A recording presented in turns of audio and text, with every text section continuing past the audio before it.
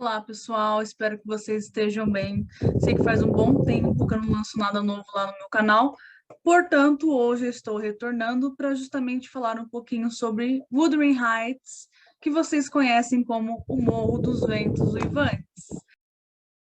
E para começar, nós vamos falar um pouquinho sobre a autora do livro, que é ninguém mais, ninguém menos do que a Emily Jane Bronte, que vocês conhecem apenas como Emily Bronte. E alguns confundem com as outras irmãs também, principalmente com a Charlotte. Eu, pelo menos, tinha esse costume de confundir quem era uma, quem era outra. Agora não vou mais confundir. Emily Bronte, então, é a autora de Wuthering Heights. Então, vamos começar falando sobre ela.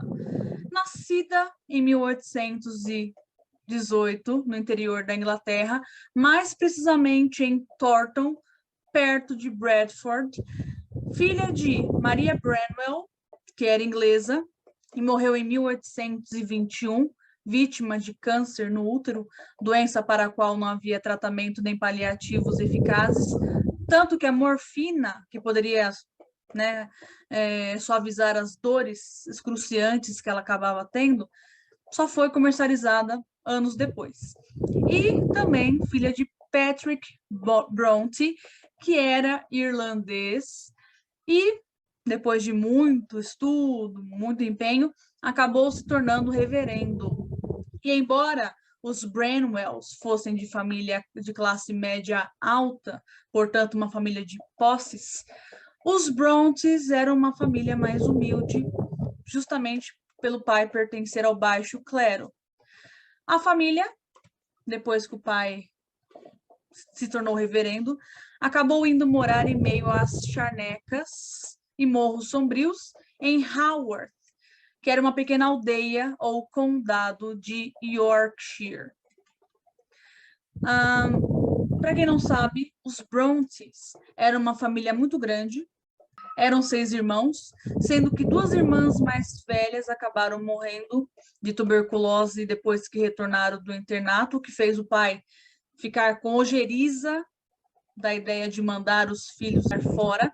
Portanto, ele e a cunhada, a Elizabeth Branwell, irmã da falecida esposa, acabaram educando os filhos em casa.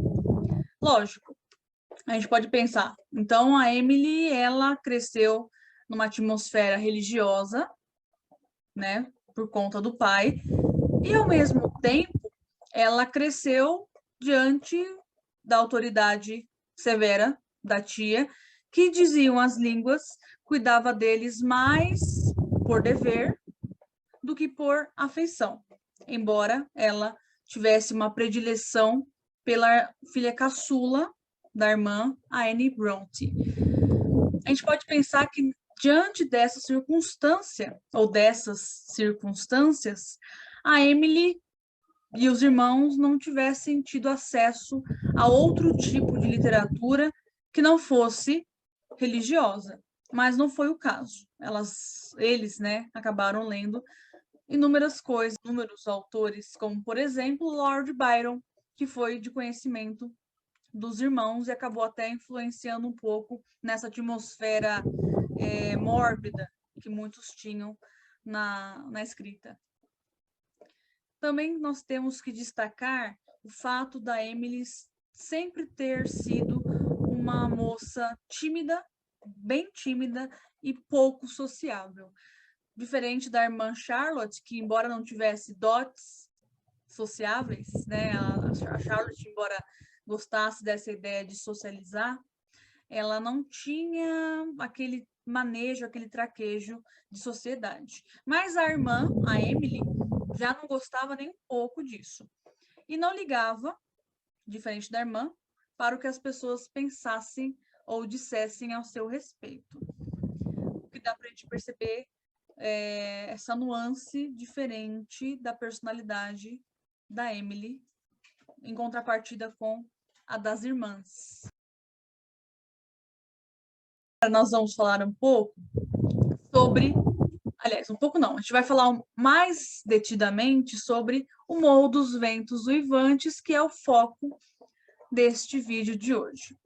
Então, essa obra, ela foi lançada em dezembro de 1847, 2 meses depois do Jane Eyre, da irmã Charlotte Brontë, e juntamente com o livro Agnes Grey, do qual eu já falei um pouquinho lá no meu blog também, quem quiser dar uma olhada lá na resenha que eu fiz sobre esse livro da Anne Brontë, fica o convite, tá?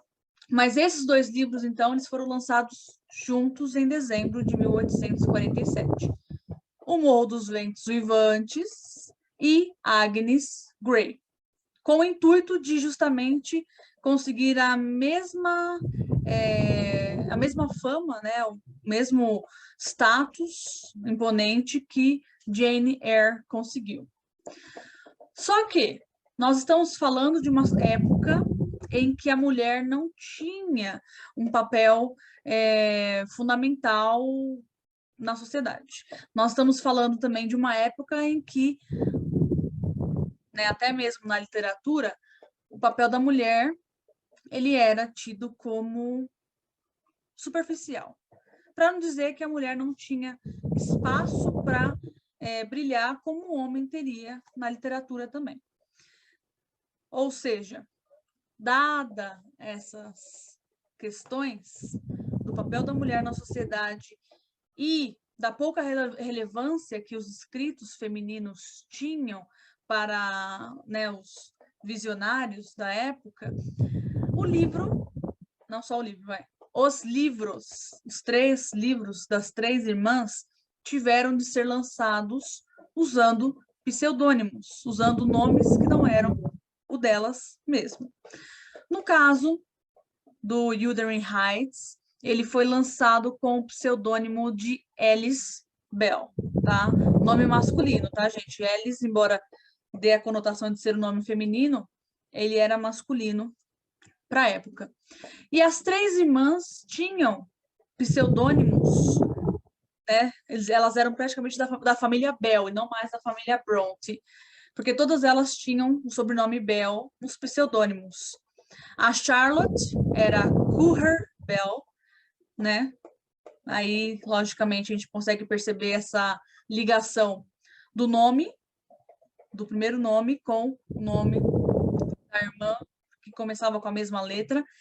E o pseudônimo da Anne era Acton Bell.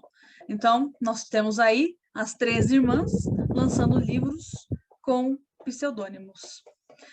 O livro Morro dos Ventos Uivantes, que é o nosso foco aqui, então nós não vamos falar dos outros 2, tá? Ele foi considerado um livro forte e impactante, com muitas críticas negativas pela temática e pela violência psicológica que ele continha. Mas ele foi fruto da irmã Brontë de espírito inovador e genial, porque como até um professor dela a caracterizou, Emily Brontë era genial em comparação com, no caso, a irmã Charlotte, que havia estudado com ela, junto com esse mesmo professor.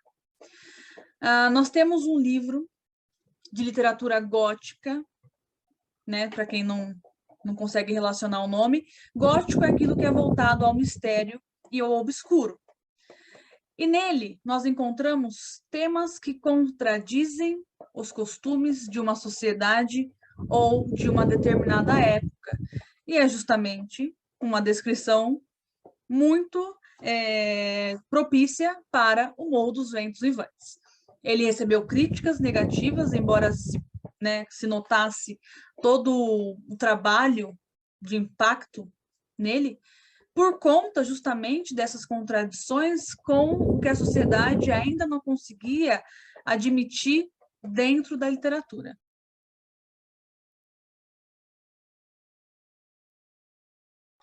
Agora nós vamos falar um pouquinho sobre os personagens da história, que logicamente são aqueles que a tornam o que ela é e continuam tornando-a o que ela é nos dias de hoje para nós. Vamos começar com os narradores da história. Primeiro, o senhor Lockwood, que é o locatário da propriedade de Trust Cross Grange, ou, como traduzido em algumas versões, da propriedade da Granja da Cruz dos Tordos. E, como eu já disse, ele é um dos narradores da história. E qual que é a história dele? Basicamente, ele é um homem que escolhe aquele lugar para fugir da movimentação da Inglaterra. Ele acaba intrigado com a história das pessoas com as quais cruza na propriedade do Morro dos Ventos Uivantes, no momento em que ele vai falar com o Heathcliff.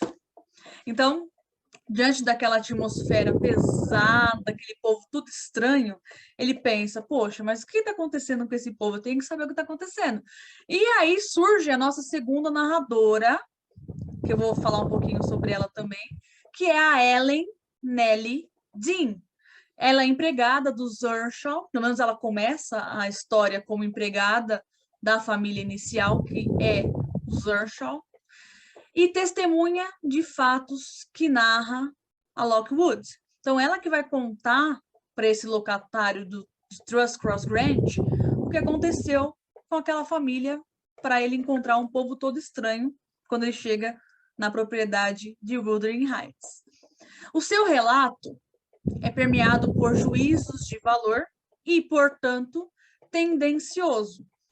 Imagina você contando uma história na qual uma das personagens é alguém que você não gosta.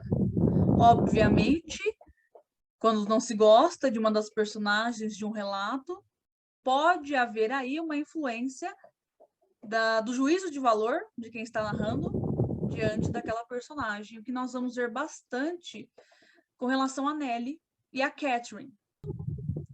A Nellie demonstra, na maioria das vezes, não gostar da Catherine Earnshaw e apiedar-se de Heathcliff, o que justamente é uma coisa um tanto um contrassenso.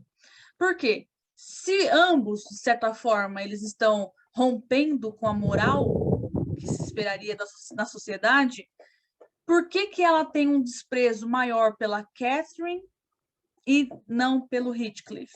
Que ela tenta, em alguns momentos, até justificar de acordo com algumas circunstâncias das quais ela é testemunha ou acaba tendo o relato de outra pessoa.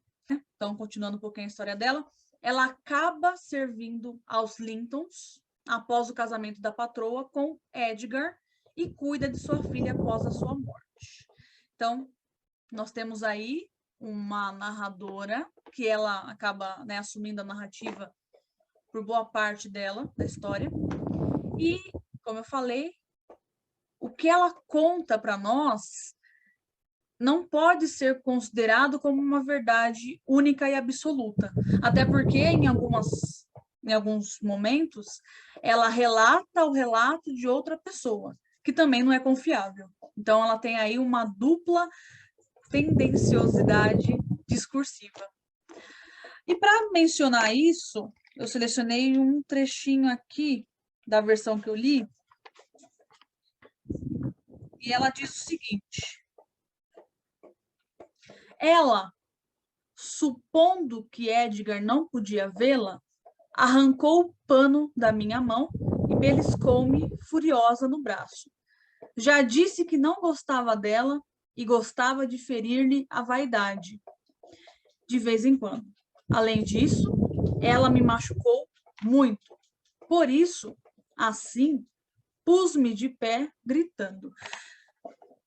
Isso aqui é só um trechinho de um dos embates entre ela e a Catherine Earnshaw, em que elas estão ali, no momento efusivo, e a Nellie, para poder colocar a patroa em evidência negativa, ela começa a fazer escândalo, para justamente o Edgar pensar mal da Catherine.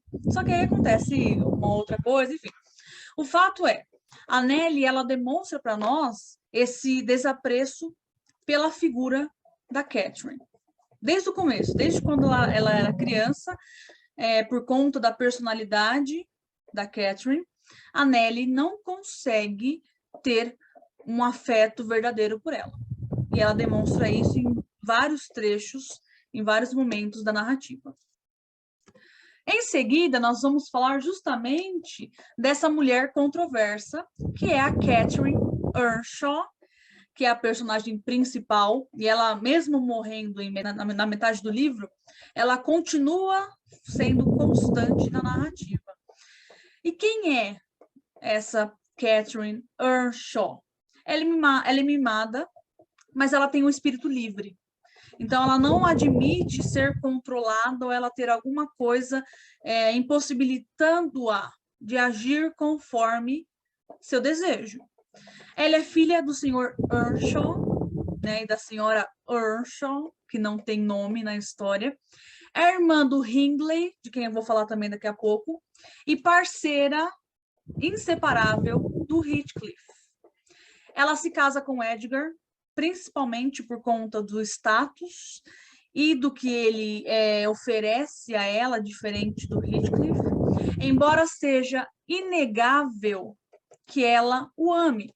Seus sentimentos pelo Heathcliff são mais intensos e sua presença mexe completamente com a jovem no decorrer da trama. Ela se mostra selvagem, instável e de sentimentos extremados, que a levam a polos atitudinais num piscar de olhos. Então, é aquela típica pessoa que você está ali conversando, está super bem, nossa, super alto astral, de repente ela pega e vira a cara para você e falar que você é uma desgraçada. É o tipo de pessoa que muda de emoção ou de personalidade num piscar de olhos. E é o que nós temos aí com a Catherine. Ela é uma pessoa que ela vai do ponto mais alto da euforia para o ponto mais alto da disforia. Seus sentimentos passionais e temperamento explosivo, dotada de uma característica paradoxal que a humaniza e a torna ainda mais complexa, faz com que seu corpo adoeça como se ela não se adaptasse às condições impostas pela sociedade. Então, aqui a gente está diante de uma personagem que é justamente aquilo que nós temos na vida. As pessoas não são completamente boas ou completamente ruins. Elas têm esse in-between acontecendo nas atitudes, modos de pensar, modos de agir, enfim. E nós temos isso com a Catherine.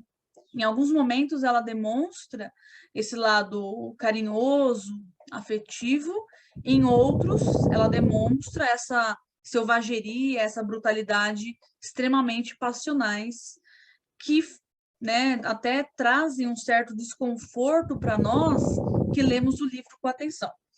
A gente consegue perceber que ela tem esses momentos positivos, mas o lado negativo dela, ele acaba sendo desconfortante.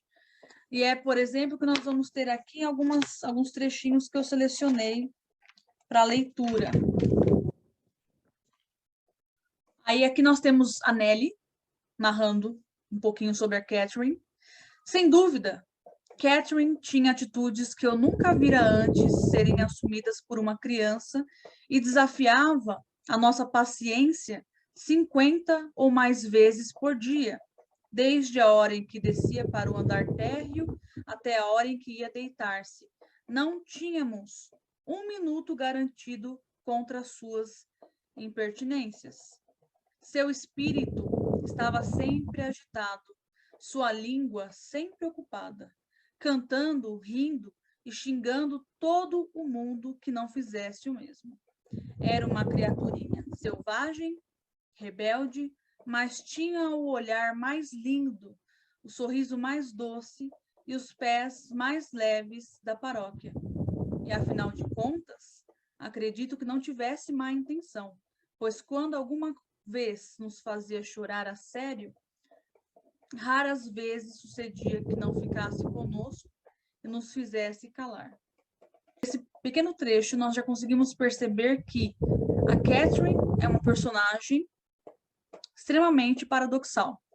Ela tem momentos em que consegue ser cativante, em outros em que ela consegue maltratar quem ela quer por conta de não ter os seus desejos realizados.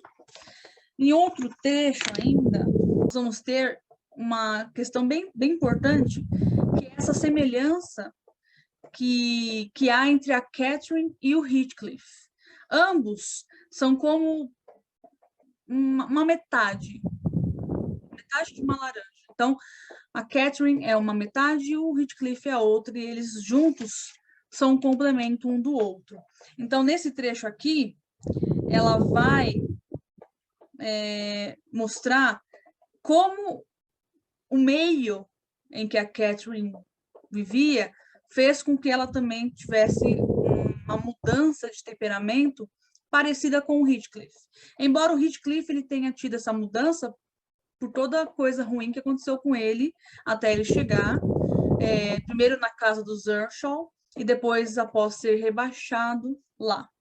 O trecho diz o seguinte: isto a fazia chorar a princípio. Depois, o fato de ser maltratada constantemente a endureceu e passou a rir quando ele lhe dizia para se arrepender de seus erros e pedir perdão. Então, aqui nós temos um pouquinho dessa imagem da nossa personagem principal. Agora nós vamos falar um pouco sobre o Heathcliff, que é o personagem principal e o antagonista da nossa história. Inicialmente, ele é descrito como uma pessoa indiferente e manipuladora, um objeto sem dono encontrado pelo senhor da casa.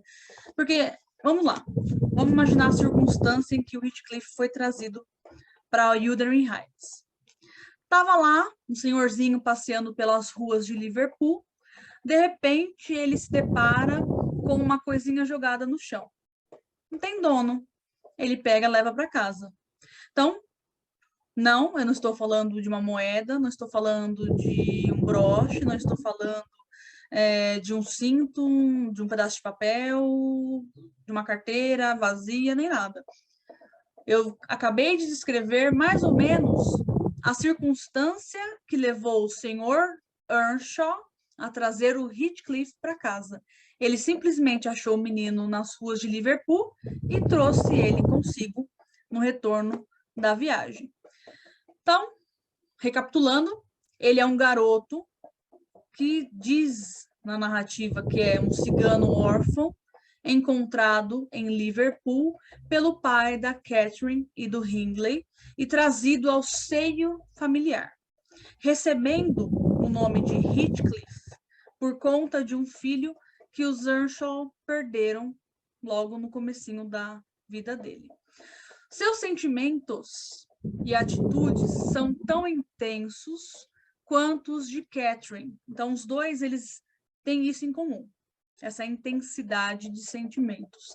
Há quem ama demasiadamente. Então, ele ama a Catherine desde a infância. E é um amor tão intenso que se torna doentio. Sentindo-se rejeitado, humilhado e inferiorizado em comparação a Edgar, que vai aparecer na história, torna-se ainda mais vingativo e atormentado em sobrepujar os Lintons. Então, toda essa circunstância que a imagem do Edgar Linton traz para ele faz com que ele deseje a destruição total dos Lintons. E nessa tentativa, ou nesse começo de destruição do Edgar e da família dele, ele acaba também atingindo a Catherine. Após a morte dela, sua sede de vingança direciona-se, inclusive, para os herdeiros da fatídica história, desejando a destruição de todos ao seu redor. Seu maior objetivo, portanto, acaba sendo o de unir-se novamente à amada, mesmo que na outra vida. Então, é um amor tão intenso que a gente vai perceber esse desvio de vingança para todos, para justamente acabar na culminância da morte e posterior unificação a Catherine, que também havia falecido. E sobre o Heathcliff, para não ficar uma coisa sem nada dele, a gente pode falar o seguinte. Cadê? Hindley e Cathy limitaram-se a olhar e ouvir, até que a paz se restabeleceu. Então, começaram a revistar os bolsos do pai, procurando os presentes que ele lhes prometera. O primeiro era um rapazinho de 14 anos, mas, quando encontrou os destroços de uma rabeca dentro do sobretudo, pôs a boca no mundo. E Cathy, quando soube que o patrão perdera o chicote por causa do estranho, que é o Heathcliff, deu mostras de sua irritação, fazendo caretas e cuspindo no idiotinha, e recebendo, de troca, uma boa palmada do pai para ensiná-la a comportar-se. Os dois se negaram terminantemente a deixar o menino deitar-se em sua cama ou em seu quarto. E a Nelly também não foi receptiva ao Heathcliff. Só depois é que ela começou a tratá-lo com um pouquinho mais de humanidade. Mas no começo, ninguém gostava dele. Só o senhor Earnshaw, que se tornou o protetor do Heathcliff, até que depois a Cathy começou também a demonstrar carinho por ele e se tornou a parceira dele. Agora, vamos falar dos outros personagens que são tão importantes quanto os que nós acabamos de falar sobre e acabam influenciando muito no que vai acontecer na história. Agora é o Hindley Earnshaw que vem a nós. E quem ele é? Como eu já disse, ele é o irmão mais velho da Catherine e pai do Hareton, que depois nós vamos falar sobre. Desde o começo, ele antipatiza com o Heathcliff e torna sua vida difícil por considerá-lo um usurpador do afeto do pai e do que sentia ser seu. Então, não era por qualquer motivinho bobo que o Hindley não gostava dele. Não era só a questão de ele ser um menino cigano maltrapilho, mas pelo que representava o afeto demasiado do pai por ele.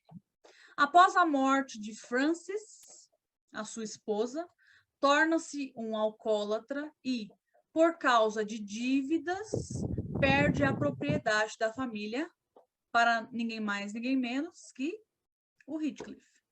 Violento e grosseiro, negligencia a educação do único filho, que ele acaba deixando de lado mesmo. E um dia, ele tenta liquidar o Heathcliff, porém é impedido por Isabella, que acaba interceptando os planos dele. Ok? Então, esse é o Hindley que nós temos aí. Em seguida, nós vamos ter o Edgar Linton, o queridinho do Edgar Linton, que, obviamente, é o sonho de consumo de qualquer mulher, porque ele representa aquela coisa calma, aquele homem garboso, aquele homem que faz de tudo pela mulher amada. E é ele, tá?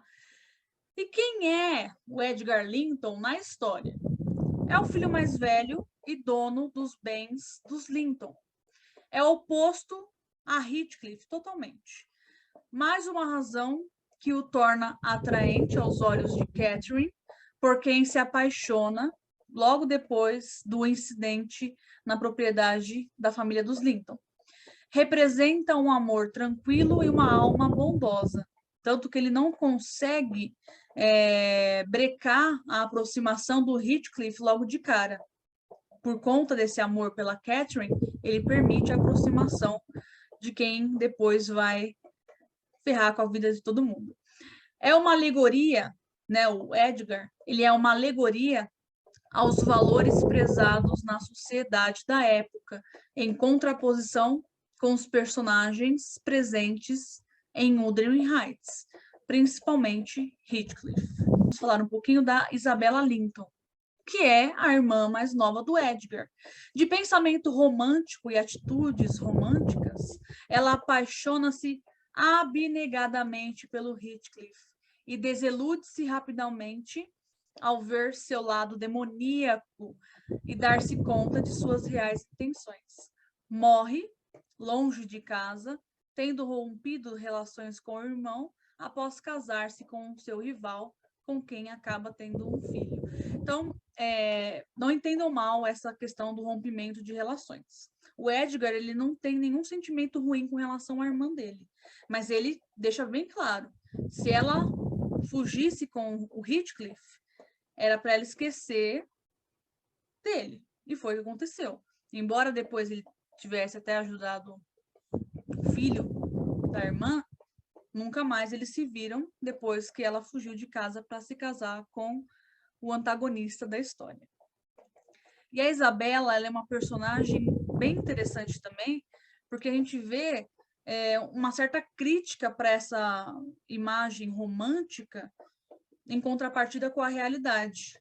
Então, é como se fosse ser dito o seguinte: o romantismo não tem lugar na sociedade realista. E não, embora nós estejamos falando de um romance da era romântica ainda, já tem aí um pezinho criticando o próprio movimento romântico quando é nessa questão de idealização amorosa. Então, a Isabela, portanto, idealizar Heathcliff como sendo um príncipe encantado, acabou se ferrando porque ele era realmente um demônio que tinha intenções obscuras com relação ao irmão e aos demais que cruzavam o caminho dele. Nisso vai surgir, né, depois de toda essa apresentação dos personagens da era mais antiga, nós vamos para a era mais nova agora, que é a Catherine Linton, a filha do Edgar e da Catherine Earnshaw. Chamada de Cathy, é mais parecida com o pai, principalmente na personalidade mais tranquila, mais calma, embora seja mimada e tenha atitudes arrogantes e quase cruéis em alguns momentos. Tem os olhos da mãe, característica semelhante ao primo e que acaba por incomodar o Heathcliff. Essa característica ela pode ser boba, mas ela é justamente aquilo que vai fazer com que o Heathcliff queira manter o Hareton por perto e, ao mesmo tempo, faça com que ele odeie tanto o Hareton quanto a Catherine. E aí, sobre a Catherine, nós temos a seguinte passagem no livro. Os 12 anos que se seguiram àquele triste período foram os mais felizes de minha vida. Minhas maiores preocupações durante sua passagem decorreram das doenças banais de nossa patroazinha, que é a Catherine Linton, tá? Que ela teve de experimentar, como acontece com todas as crianças ricas e pobres. Era a coisa mais encantadora que jamais a luz do sol trouxe àquela casa desolada. Uma verdadeira beleza de rosto, com os lindos olhos escuros dos Earnshaw, mas a cutis clara e as feições delicadas dos Lintons, e cabelos louros e anelados. Tinha o gênio vivo, embora não violento, e se destacava pela sensibilidade de coração e pelo ardor excessivo em suas afeições. Sua capacidade de amar intensamente fazia-me lembrar sua mãe. Contudo, não se parecia com ela, pois sabia ser delicada e mansa como uma pomba e tinha uma voz suave e uma expressão pensativa. Sua irritação jamais era furiosa, seu amor jamais era violento, mas terno e profundo. Então, isso aqui é só um trechinho para a gente saber um pouquinho sobre a Catherine. E já que nós falamos sobre a Catherine, filha, agora nós vamos falar sobre o primo dela, que é o Hareton Earnshaw. Filho de Francis e Hindley, ele fica órfão de mãe poucos dias depois de nascido e é negligenciado pelo pai. Afeiçoa-se ao Heathcliff, a quem vê como uma figura paterna que o pai não exercia, né? O pai dele simplesmente era um zero à esquerda. E o Heathcliff assumiu essa figura na vida dele, torta, né? Uma figura torta de pai, mas assumiu. Chegando ao ponto do Hareton defendê-lo dos comentários negativos que os outros faziam a respeito dele e mostrando-se leal. Ele era como se fosse um cãozinho leal ao seu dono. E o Heathcliff gostava disso, né? Ele gostava dessa sensação de que ele estava não só dominando o filho do Hindley, mesmo que o Hindley já não estivesse mais vivo para testemunhar, e ao mesmo tempo, essa lealdade do Hareton, de certa forma, trazia uma certa humanidade para o Heathcliff, que o próprio filho do Heathcliff não chega a despertar nele.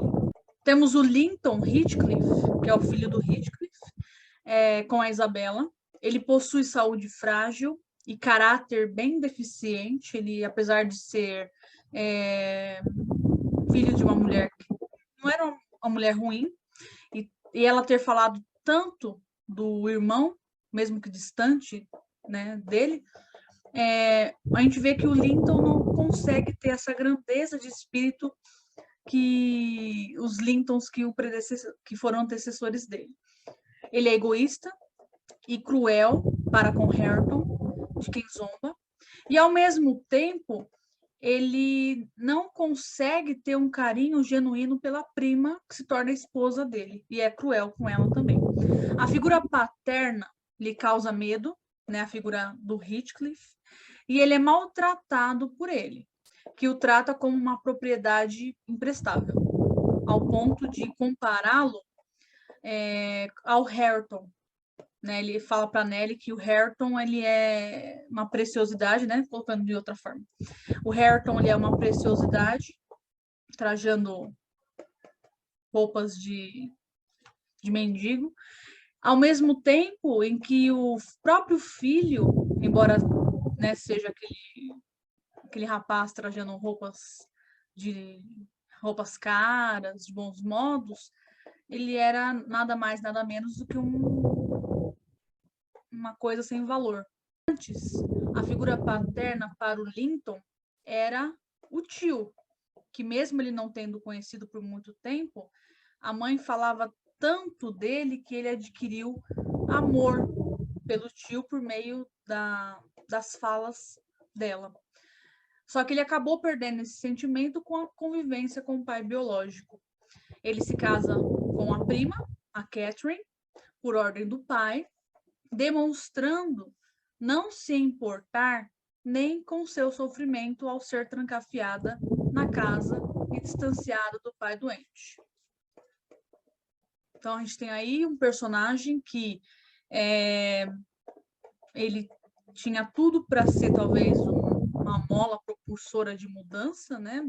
Fazer esse link entre os Linton e né, o Morro dos Ventos Vivantes, mas ele não consegue ser isso. Ele é justamente uma mola que vai levar Catherine ao derradeiro destino dela na propriedade dos Morros dos Ventos Vivantes. Nós vamos ter outros personagens na história também, já não tão importantes, mas ainda assim presentes, que são o senhor e a senhora Linton, os pais do Edgar e da Isabella, o senhor Earnshaw, que é o pai do Hindley e da Catherine.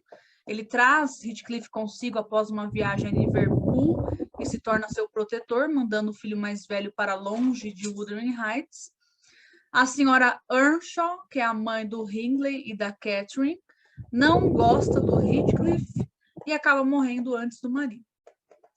Frances Earnshaw é esposa do Hindley e mãe do Hareton, de saúde e nervos frágeis, morre pouco depois de dar à luz. Joseph, empregado dos Earnshaw, ensina preceitos religiosos, mas é leviano e intolerante. Então, ele é um personagem que ele tem essa contradição, né? Aquele religioso hipócrita, vamos chamar assim. Porque ao mesmo tempo que ele ensina a palavra divina, os preceitos divinos, ele age completamente diferente daquilo que ele prega. A Zillah, empregada de Heathcliff, ajuda Nellie a preencher algumas lacunas em sua história. Dr. Kenneth é o médico local que aparece em alguns momentos, principalmente quando a Catherine está adoecida. Mr. Green, que é o advogado do Edgar, que é corrompido pelo Heathcliff. Qual é o cenário e o espaço em que se desenvolvem as ações de O Morro dos Ventos Uivantes? Então, nós vamos ter ali a história acontecendo numa vila mais próxima às duas propriedades da história, que é justamente localizada em Gimmerton, em Yorkshire, na Inglaterra. Vamos ter em Gimmerton essas duas propriedades principais, que são Wuthering Heights, que pertence aos Earnshaw, depois a Heathcliff, e Thrushcross Grange, que é a propriedade dos Linton e depois vai para as mãos de Heathcliff. Essas duas propriedades, elas têm uma importância muito grande, principalmente se nós pensarmos o seguinte: Wuthering Heights, embora tenha um apelo grandioso também, é uma propriedade que está imersa em sombras. Ao passo que Thrushcross Grange é uma propriedade que ela tem um apelo da claridade. E aí também nós vamos ter esse contraponto do claro e do escuro, né? Uma coisa quase barroca, mas não é barroco, tá, gente? Não é literatura barroca, mas serve para nós compreendermos a dimensão que atinge não só as pessoas, as personagens da história, mas também os locais em que as ações se desenrolam. Então, em Wuthering Heights, nós temos personagens que estão imersos em sombra, numa propriedade sombria, uma propriedade, né, quase que envolta em névoas.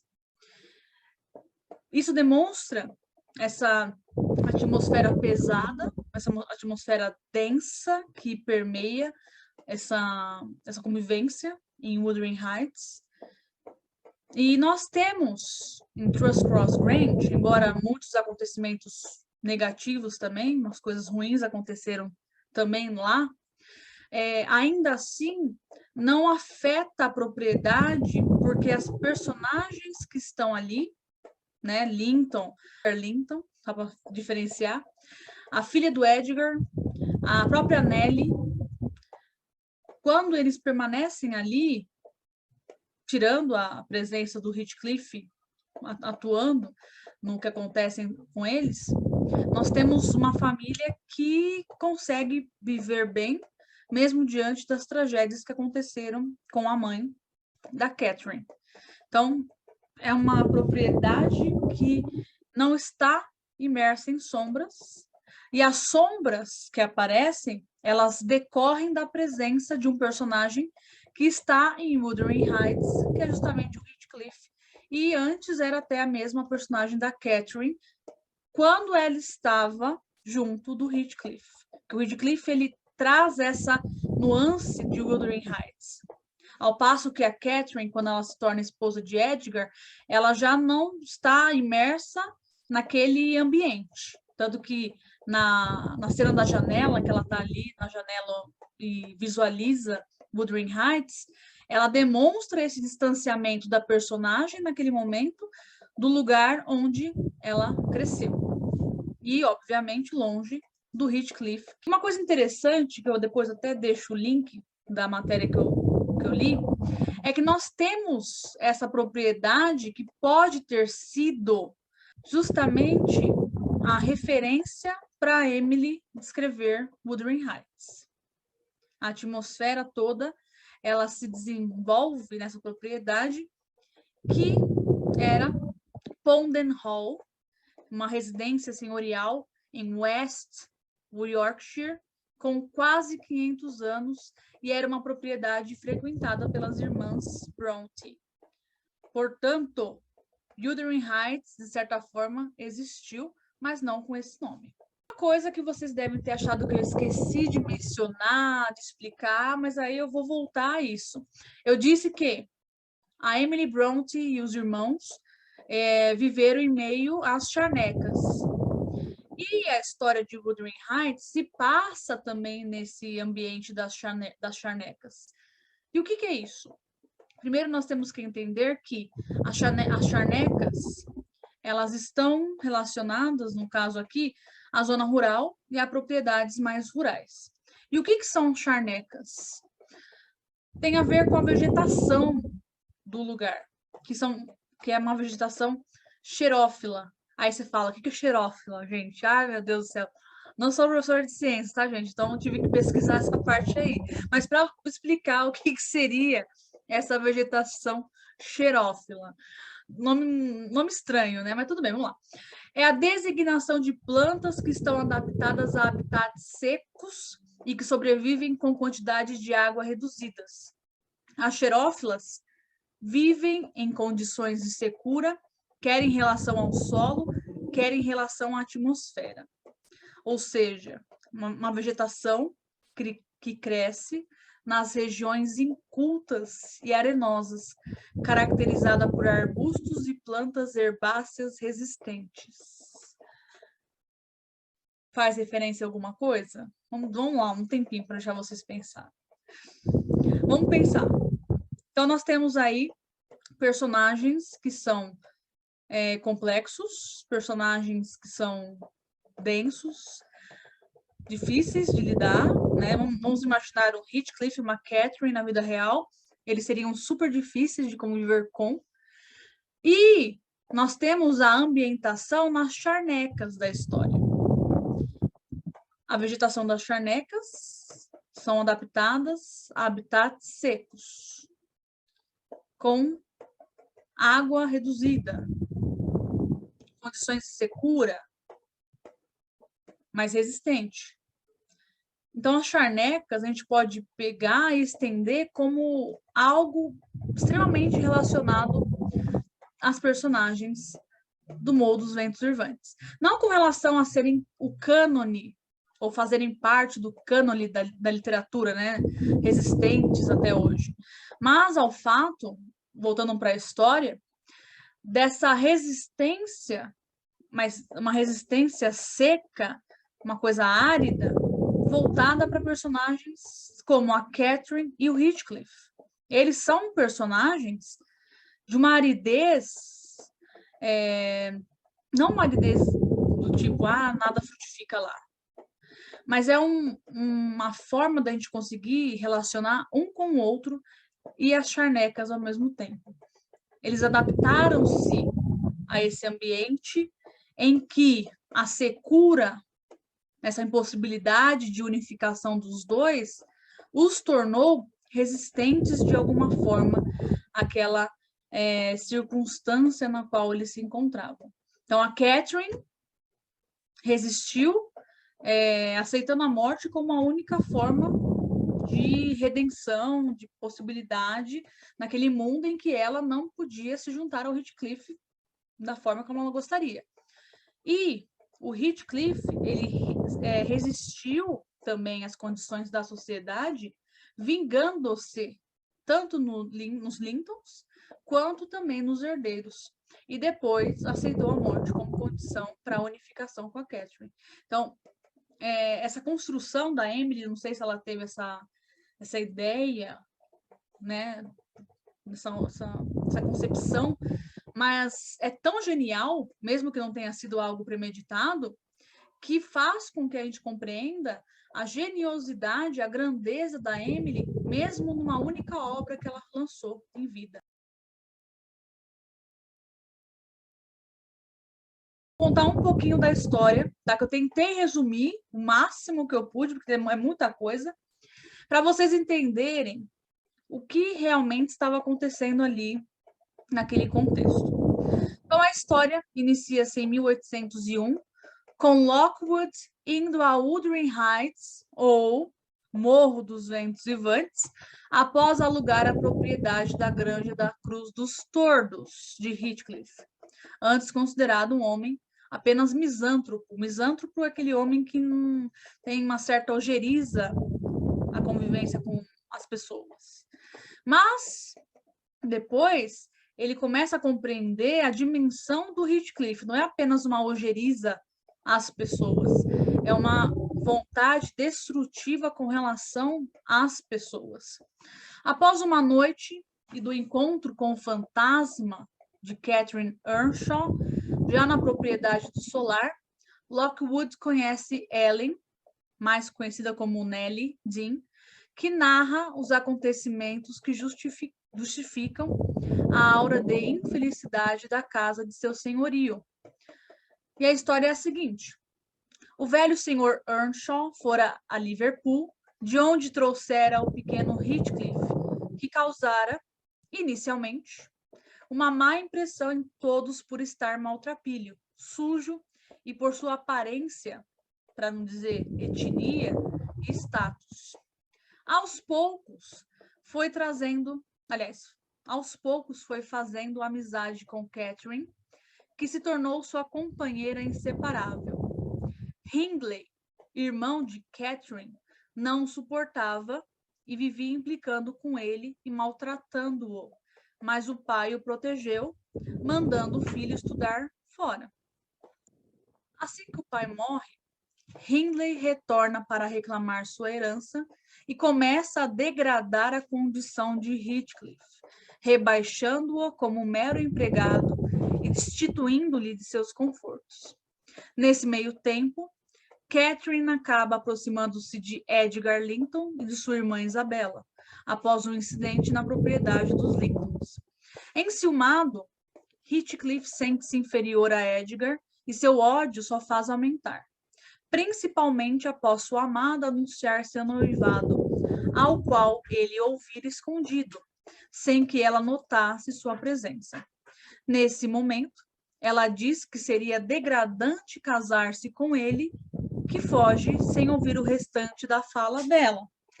Então, ela fala o seguinte, né? Porque a Nellie fala que eles vão acabar se separando após o casamento.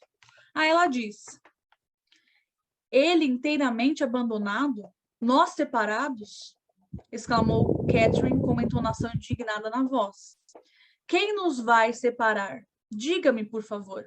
Enquanto eu viver, Ellen, não será nenhuma criatura mortal. Cada Linton da face da terra se dissolverá em nada, antes que eu consiga esquecer-me de Heathcliff. Não é isso que pretendo. Não é o que tenho em vista. Não seria a senhora Linton se fosse exigido tal preço. Ele será para mim a mesma coisa que tem sido durante toda a sua vida. Edgar deve pôr de lado sua antipatia e, pelo menos, tolerá-lo. Fará isso quando souber meus verdadeiros sentimentos para com ele. Nellie, compreendo agora que você pensa que sou uma egoísta desalmada. Mas já imaginou que se eu e Heathcliff nos casássemos, seríamos mendigos? Por outro lado, se eu me casar com Linton, posso ajudar Heathcliff a elevar-se e colocá-lo fora do poder de meu irmão. Continuando um outro trecho. Não sou capaz de exprimir isso, mas sem dúvida, você e todo mundo mais têm a impressão de que há, ou deve haver, uma existência além da nossa? Que utilidade teria minha criação se tivesse de ser contida aqui? Meus maiores sofrimentos neste mundo têm sido sofrimentos de Heathcliff, e acompanho e sinto cada um deles desde o começo. Minha grande preocupação na vida é ele mesmo. Se tudo mais perecesse e ele continuasse, eu ainda deveria continuar a existir.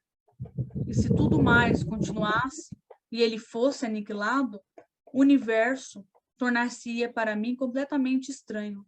Eu não pareceria fazer parte dele. Meu amor por Linton é semelhante à folhagem dos bosques. O tempo mudará, sei bem disso. como o inverno muda as árvores. Meu amor por Heathcliff assemelha-se às rochas eternas de baixo, uma fonte de pouco regozijo visível, mas necessária. Nelly, eu sou Heathcliff. Ele está sempre em meu espírito, não como um prazer, do mesmo modo que não constituo sempre um prazer para mim própria, mas como meu próprio ser.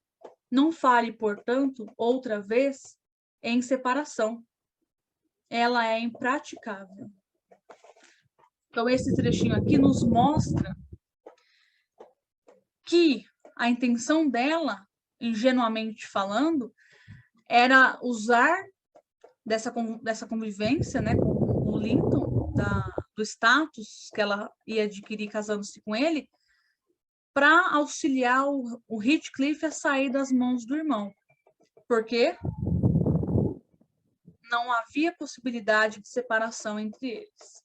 Mas conforme ela foi, né, se tornando esposa e convivendo com Linton e percebendo o embate do Linton e do Heathcliff, ela percebeu que isso não poderia acontecer, já que o noivo teria de aceitar a condição da presença do rival na vida deles.